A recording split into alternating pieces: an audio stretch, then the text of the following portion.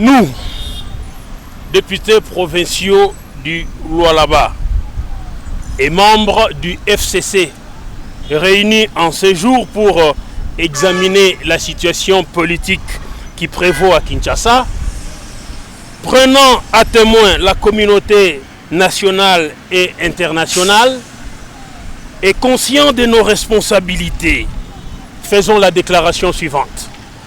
1.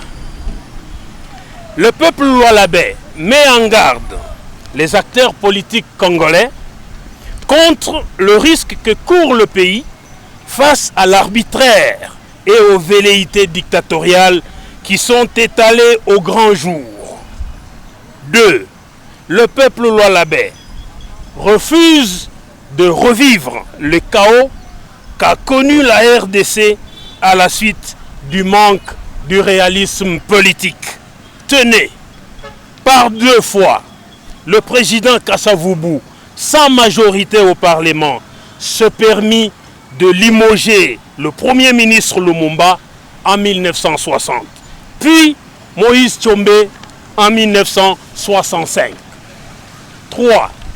Le peuple lualabais constate que l'histoire est en train de se répéter dangereusement, puisque l'injustice et l'arrogance des politiciens de Kinshasa qui avaient ignoré le poids politique et économique du Katanga, cette injustice donc avait obligé ainsi les Katangais à se prendre en charge. 4.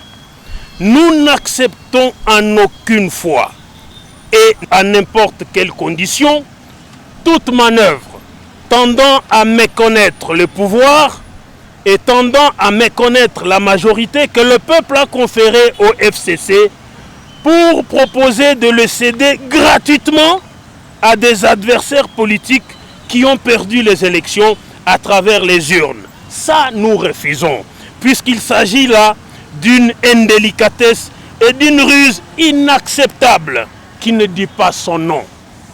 5.